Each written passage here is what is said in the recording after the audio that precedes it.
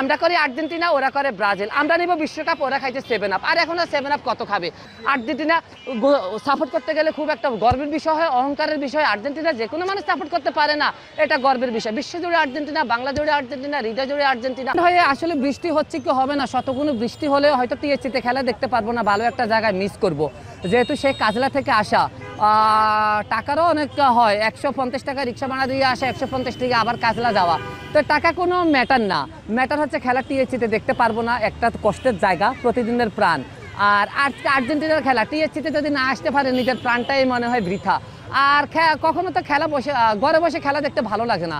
আর আর্জেন্টিনার খেলা তো মেবি ভালোবাসা আমাকে টেনে নিয়ে আসে, ঘরে থাকতে দেয় না, কখন ছুটে যাব, কখন খেলা দেখবো, এটাই হয় আর কি। আর ইনশাআল্লাহ আমরা মিশরের সাথে জিতবই।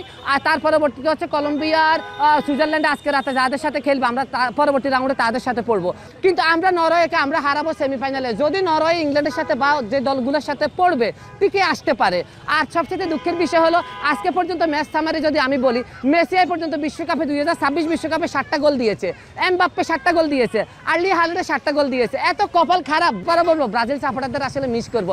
এত ব্যানার, এত ব্রুশিয়ার, এগুলো মনে হয় ময়লার ডাস্টবিনে চলে গেছে। আমি কোথাও ঢাকা শহরের মধ্যে ওদেরকেও খুঁজে পাই না, আর হচ্ছে ব্রুশিয়ার উত্তোলীয় কোথাও কিছু আসলে খুঁজে পাচ্ছি না তাদের। খুব দুঃখের বিষয়। তবে ব্রাজিলের জন্য আসলে খুব কষ্ট হয়, যেহেতু নেইমারের শেষ বিশ্বকাপ ছিল। আর নেইমার হচ্ছে একটা হোমিওপ্যাথিক ওষুধ।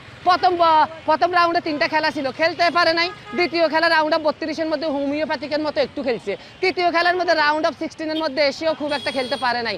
কিন্তু আপনি নেইমারকে বসায় রাখবেন, আবার ফাইনালে আবার চিন্তা করবেন, এটা কি হয়? আমরা করি আর্জেন্টিনা, ওরা করে ব্রাজিল। আমরা নিব বিশ্বকাপ, ওরা খাইছে 7 আপ। আর এখন 7 আপ কত খাবে? ইতিহাস মোছা যায় না। 14কে অর্ধেক করলেও 7 হয়, ওদের কপালটাই খারাপ। তবে এই বিশ্বকাপে আরো একটা জাত ভাই পেলো, জার্মানি জন্ম দিল, বাপে জন্ম দিল, তো সেটা জাত ভাই হয়। তো আরেকটা জাত ভাই পাইলে এটা একটা ভালো লাগার বিষয়। তবে এখনো বলবো ব্রাজিল সাপোর্টারদের, আপনারা তাড়াতাড়ি 7 আপ দিয়ে গোসল করার আর্জেন্টিনার জয়েন্ট হয়ে যান।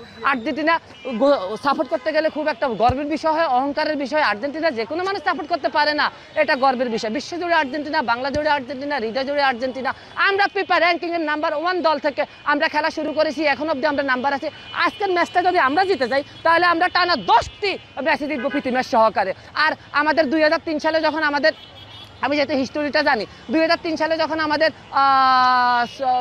2003 সালে যখন আমাদের মিশরের সাথে দেখা হয়েছিল, সেদিন সেই খেলাটা ড্র হয়েছিল, মেবি ডিসেম্বরে খেলা হয়েছিল। তবে আজকে আমরা 1 মিনিট সময় থাকতে হলেও আমরা জয় নিয়ে বাসায় ফিরবো।